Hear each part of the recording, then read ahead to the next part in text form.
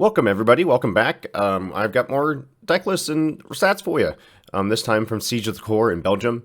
I would like to thank the organizers and everybody who played, and the organizers for providing all the lists, and they've made them public on their Discord, so I'll leave a link to that in the description. But starting off at 8th place, we'll do 8 through 5, and then we'll move on from there. A Sorcerer fire aggro with some air splashing for some hippogriff charge. So Lamorak is a huge knight. This thing is a pain. If you don't bury him and you deal with him like combat damage, there's damage anyways. It just strikes everything for 4, and it's just a giant pain. An interesting one here is Bowls of Anum. Tap and move 3 steps in a cardinal direction, and then enter each location. They strike each untapped unit there. So it's just kind of weird because you can just tap your avatar so it doesn't get striked. The untap clause there is a bit of a hindrance. Hounds of Honduras is really hard to get rid of. You have to do it to damage wise in that 4 damage while being airborne. You can't do it with lightning bolts, you can't do it with fire bolts, but there are ways to deal with it, but it's really hard to remove. Manticore is a huge flyer. 5 power is getting up there in the toughness area where it gets a little annoying to deal with. And then Sir Pellinor, come down, kill a thing, jar a card, and you have a minion on board. I know the 3 toughness is a little weak, but it replaces itself really easily. So that's what I really like about Sir Pellinor. And Thundering Giant is a great out of nowhere, come down, tap a thing, and now you don't have a blocker, so I can kill you. Also, you're playing Warhorse and Boudica for like the red aggro stuff, but with a little higher top end, so this is pretty cool. And then Magic's Major Explosion for a huge finisher. Cone of Flame, you tap and move up, you can hit anywhere on the board. Arcane Barrage is a great flexible removal spell. The 3 threshold, though, is a little bit sketchy in my book, but really cool list. Next, we have a pretty good-looking Fury Road. Tor's Hammer Trick helping with those trades. Morgan Le Fay to draw you through maybe some dead stuff, but Slumber Giantess in the masterclass with Kyle, he was talking about how Slumber Giantess is no longer like the main is a good plan, but it won't happen every game just because of the deck size increase. Sir Morian, the enemy projectiles can't enter, so it's a great, like, if I'm at door, I need to not die to firebolts or something, or grapple shots. Sir Morian can do that. And then it also comes with 2 foot soldiers. You're paying 4 mana for 5 power across 3 bodies, so you have 3 blockers. Sir Morian's great. Sarkhan Raiders, only 1 of, though. I feel like Sarkhan Raiders is just a better Precision Cavalry because it's a little more flexible when you can cast it. Some boss trolls up here. Boss trolls have kind of fallen out of favor. The 2 for 3, it dies to a desert plus a Violent, or just some kind of pain damage plus a Violent. It's just a little weaker nowadays with all the charge going around, but it's still a very efficient cost and trades into a lot of the charge minions. Quarrelsome Kobolds can hit for 4 damage, so it's a 3 for 4 a little bit. Red Caps are just great aggressive creatures. Again, with a Cone of Flame down here. I don't know if this is a European thing, but I don't see a lot of Cone of Flame being played out of, like on the TTS League and my local play group. But really cool to see. And then only 1 Common Sense. It has a whole bunch of Common Sense targets, so I would think I would like to see this a little bit higher at like 2 or 3. But, I mean, great job on top 8. So here we have another Sorcerer aggro, but more of Air Earth, which is very cool. Boss Trolls for the efficient minions, like turn 2, play this guy. Frontier Settlers to ramp a little bit. Send Hounds is a Common Sense target probably for infiltrates. We'll see in the decks, in the popular cards, infiltrate is really popular, at least in Europe. So having a watchtower or some way to deal with stealth is very good. Root Spider is just a busted minion. Sir Boris can really put in work. You can put it on the back row and still shoot and hit things. So it's not super vulnerable, but that 2 toughness is a cost. Phalanx with blinks and movement abilities is really good. Amazon Warriors for a Common Sense target later mid-game where you need just a beater. Vampire for some healing. If this heals you once, you're happy. If it heals you twice, you're golden. Sir Galahad, this also heals you, and that 6 toughness is really strong. This also avoids Chaos Twister, because you can twist it, and if it lands on a site, it deals 3 damage to itself, but it has 6 toughness, so it's chaos, quote unquote, Chaos Twister proof. Thundering Giant is another just great finisher. Guards is a really unique one. You move up 1 on turn 7 or something, and you just flood the board. We'll see in the finals game, Joffrey boarded in 2 guards in Archimagjo, so you can cast this, next turn cast it again, and have just so many tokens. Grapple Shot is just a great ordinate magic.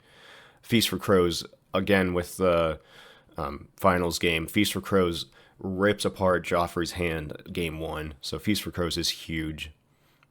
But really cool Air Earth aggro. I like Air Earth. Very nice. Battle Mage. We had a Battle Mage make it into the top 8. Looks pretty similar to the winning list from Sorcery Con, Count Tolstoy's list of like shrink a thing and kill it and draw a card, with a little more minions, it looks like. The Hippogriffs for charge. The cat is just so efficient, and being able to play on somebody else's site is great. Bats is, I guess, a falconer for bats. You get 3 toughness across 2 bodies, and one of them is flying, so that's pretty good.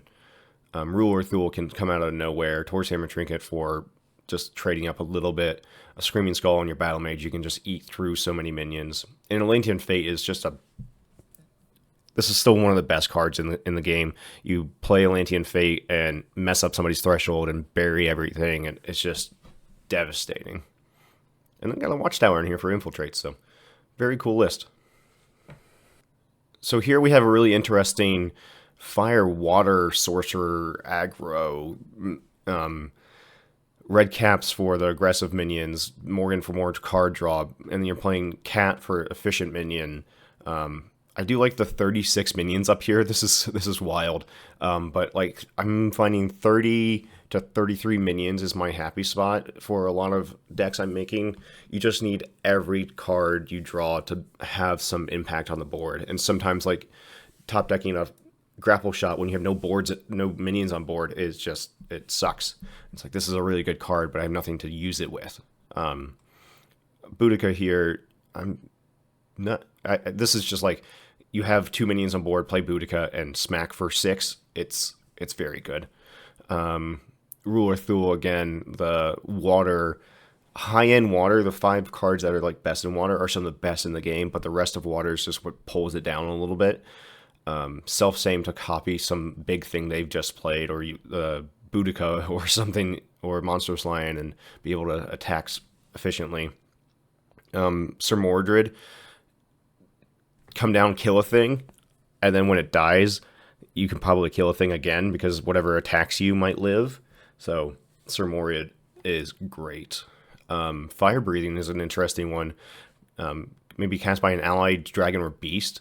So it's not bound just to your sorcerer. So if you have a Lugbug Cat, you can cast Fire Breathing from it and deal 4 and then attack for 4. So that's pretty cool. I like that one. That's very interesting. And then Infiltrate. Infiltrate it comes and goes in the meta. Like sometimes it gets really popular and then people start teching for it and then it goes down. And then people say, oh, nobody's playing Infiltrate anymore, so they stop bringing out like their Sendhounds and Watchtowers and stuff. But then people start playing Infiltrate again. Infiltrate is just one of those meta calls. It's going to be an ebb and flow kind of thing because it's a huge blowout to get your minion infiltrated and you can't deal with it. But very cool water fire list. All right, here 4th place is a Spark Mage. Spark Mage, I feel like it doesn't get the tournament representation it should. In talking with some others, it's a very explosive avatar, but sometimes it just doesn't do anything. But when you can do the Spark Mage thing and like door somebody in 2 turns, it's really fun and it's really explosive. Cloud Spirit is great movement. Grim Reaper can be really persnickety and dealing with. and you can Grim Reaper and Grapple Shot on turn 5 to deal with something. Do I see a grapple over here? Oh, I see no grapples. I take that back. Highland Princess to go get a core, or probably a mechanism in this case. Merlin, since you're playing 28 magics, you have so many hits, you can play Merlin effectively. And then Phase Assassin off of a tower on turn 2 is super good. And Hippogriff's for charge is just the 3 damage you can put anywhere. And then the Airborne is also kind of evasion, so a lot of ground units can't just attack it and kill it. So very cool list, very cool Spark Mage list. You can teleport and then Arc Lightning on turn 6 or something, and then tap and shoot them for 6 or shoot them for 4. It's really fun. So nice job on top 4. And then our second place here, Archie Control. Archmago was, I think, we'll get into it in the stats in a second, but I think like 17% of the playfield, but only 2 of them made it to the top 8, and both in the top 8 made it to the first and second. So I think the lesson out of here is Mr. Magoo is pretty good. So this is a heavy air earth with a Morgan Le Fay in here. Ooh, these threshold costs, a little scary, but good job on second place. Highland Princess to go get the ring. The ring is broken. I think 6 out of 8 of the top 8 decks played the ring. Grandmaster Wizard just to refill the hand, because you're playing a control list and you're getting into 6 and then kind of running out of cards. Yeah, you have Archie's like ability to cast more stuff, but Grandmaster Wizard, get to 6, chump block a thing, refill your hand is very strong. Only 1 Craterize and 1 Major Explosion. I guess these 2 fill the same role. You pop this on somebody's head and then you cast it again and kill them. Poison Nova for dealing with a bunch of minions effectively, and you can cast it again. Feast for Crows, like I said before, game 1 of the finals, Feast for Crows did so much work, taking Craterize and what was the other thing? Maybe Arcane Barrage, just both win cons, just out of the deck. There you go. Magic Missiles and Lightning Bolt, really efficient removal. For Common Sense, I've really enjoyed Common Sensing for a blink. Turn 2 and then turn 3 doing something, or blinking up to the right or to the right, just getting out of line of sight and then drawing a sight off a blink, and then just allows you to play sights every single turn.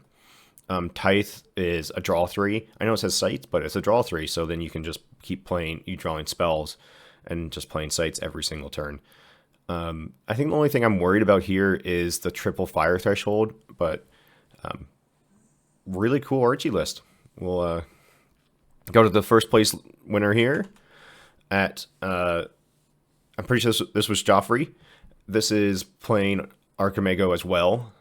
With Amulet of Nining, it's a interesting one here. It protects from other Archimago lists where their damage is all magic based. So if you drew into a ring early game and then you get a Highland Princess, you can go get the amulet and kind of protect yourself from the big finisher.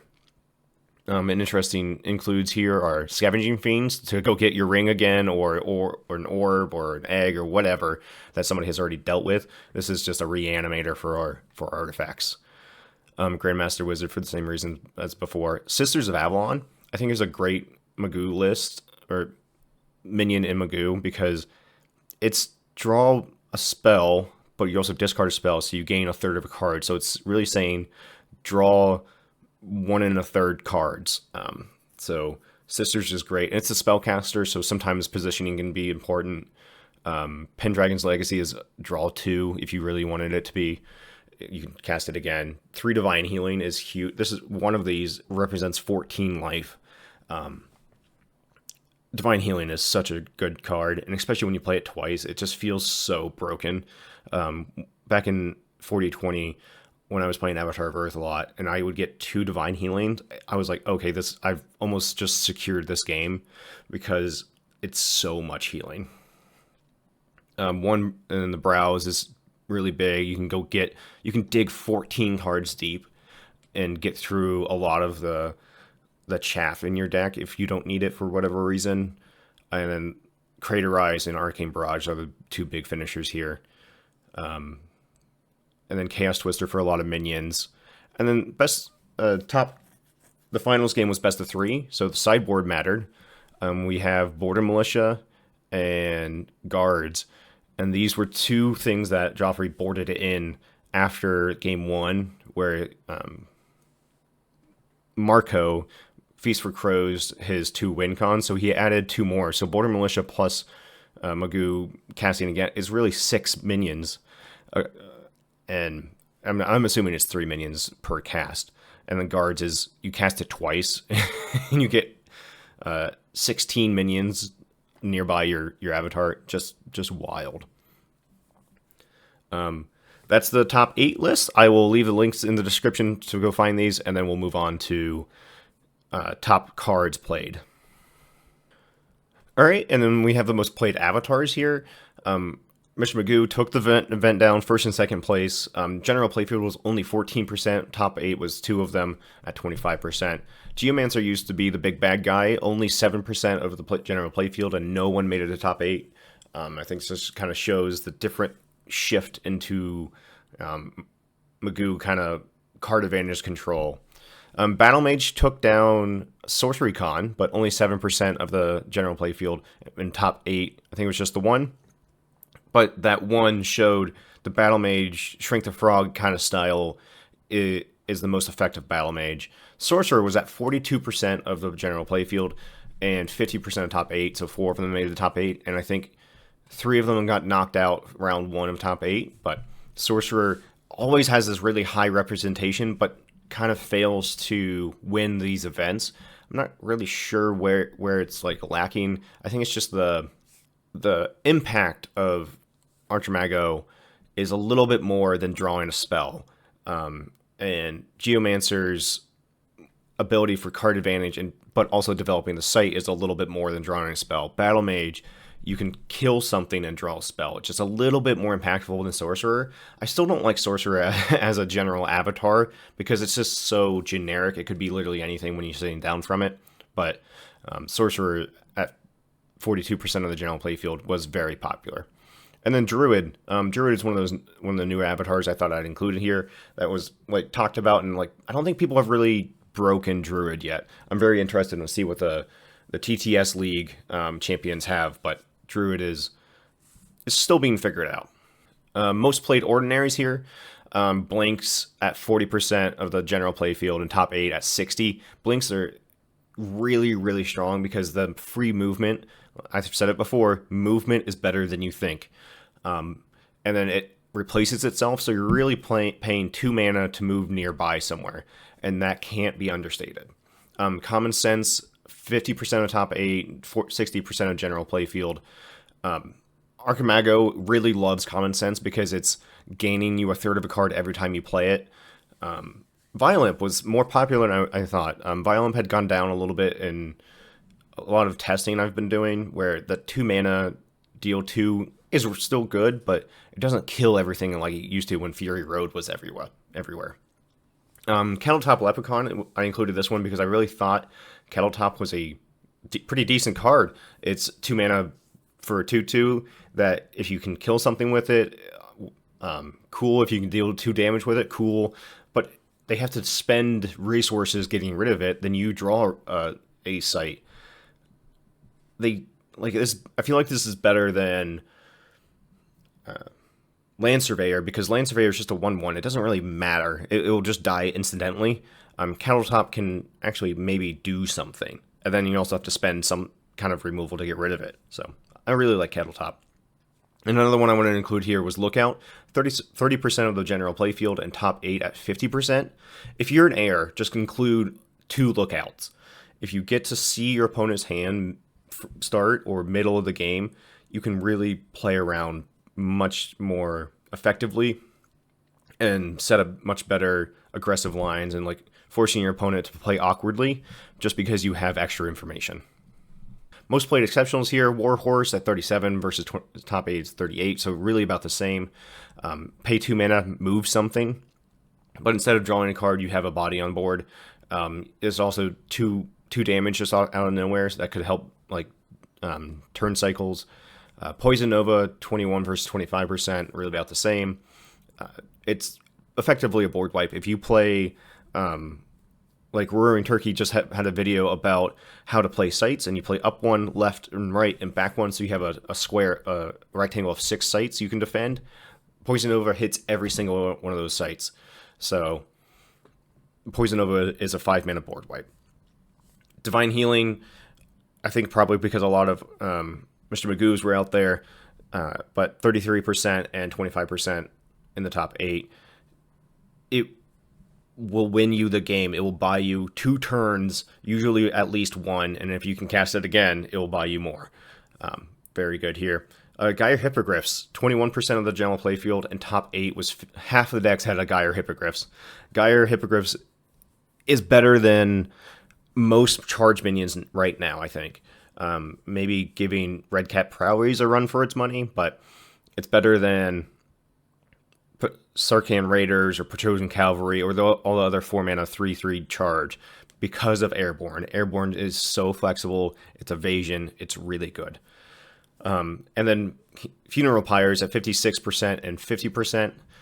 I think people know Funeral Pyres are really good. Play this against a Mr. Magoo and eat one of their cards, or 3 of their cards, so eat one of their spells they can cast, and just kind of starve them on cards.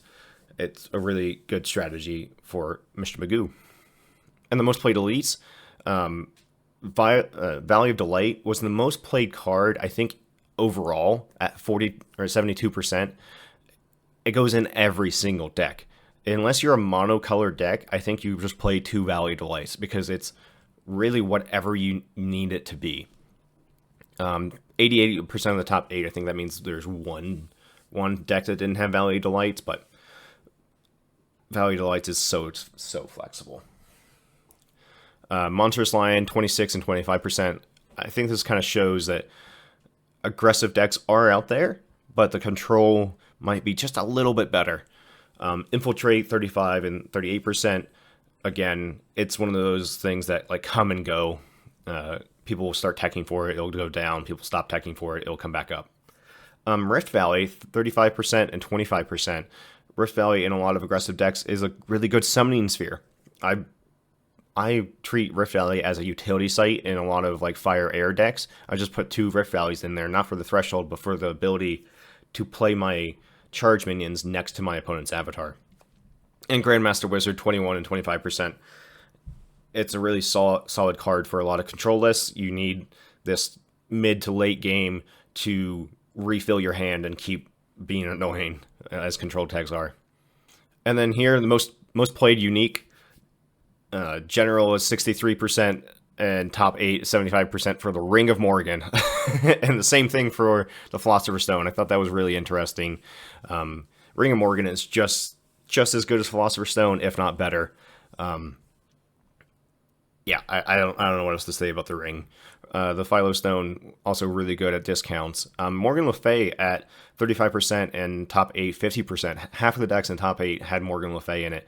It's 3 mana, draw 3. That is twice the rate you get for Grandmaster Wizard, and Grandmaster Wizard has already played a lot as well. Pillars of Xeros here, 63% and half the decks in top 8. Great utility land, goes in non-Earth decks as utility land. Great. When Death Speaker was bigger, it was great against Death Speaker. Now it's Funeral Pyre against Archimago, but really good. And then here, the one I want to beat home again, Feast for Crows. 26% of the general playfield, a quarter of people playing it. Top 8, half of the decks had Feast for Crows. Feast for Crows will win you games by itself. If you are playing highly competitive games and you know what your opponent is doing, or you just name Grapple Shot, Feast for Crows is a huge card. And just quickly, some more stats. I will leave all this information in the description and where you can find it. Avatars here, only one witch was played. The elemental avatars here, no one likes. There was no Avatar of Airs. Interesting. Avatar of Air has gone down a little bit in the 50-30 just because of the inconsistency, but if you hit all the spots, it's still really, really strong. No Ragnaroks, the 50-30 kind of killed it. One Flamecaller, though, that's really cool. And you can see here, artifacts, Philosopher's Stone, Ring of Morgan, both 27 decks playing them. Trinket is up here. Trinket's really good. Some cores. The Orb is up here just because of Mission Magoo. And Four Waters, Amulet. Some really good cards here. So Auras, Jihad, and Crusade do similar things. Jihad is great in an aggressive deck. Same Summoning Sphere is for aggressive decks as well. Atlantean Fate is up here. Atlantean Fate just being a complete blowout. Thunderstorm is an interesting one. Sometimes you, like in minion aggression, you don't want a Thunderstorm because it locks out so many sites you can attack, and a lot of your minions are 3 power. So popular magics here, Common Sense. A lot of decks feel like are Earth-based unless you're an aggro list. Earthquake is a huge... Being able to rearrange sites is great. With the new Tri-lands, you can Earthquake on the back row and pull a site up and Mana Screw him one. Berries, efficient removal. Same thing with Lightning Bolt. Dispel and Disenchant. You really need these against the new Magoo Ring and cast a bunch of stuff nonsense. Feast for Crows, that needs to go up. Play more Feast of Crows. The most popular minion, Root Spider. Root Spider is just a busted card. You have to deal with it burrowed. If you can't, it just locks down an entire site. Violamp is really efficient for what it is 2 mana, deal 2, and then you can attack with 2 maybe, so like 4 damage off the thing. Highland Princess is almost an auto-include in any air list, just because you're probably playing Core or a Stone or the Ring. And then I'm really glad to see Warhorse up here. Warhorse is another just great efficient minion. And then you can see here Valley Delight. 72% of decks had a Valley Delight in it, at least one of the copies, so you just probably play 2. Pillars, Towers, Mirror Realms, these are all really good sites. Funeral Pyres is up here just for Graveyard Hate. Color Out of Space is really flexible, and really the downside of playing next to a Void, you can mitigate that. But really solid, like, top 10 cards for sites. All right, everybody, thank you so much for watching. Like and subscribe if you've made it this far. Again, check out the description for the Discord, and I'll see everybody next time. Thanks.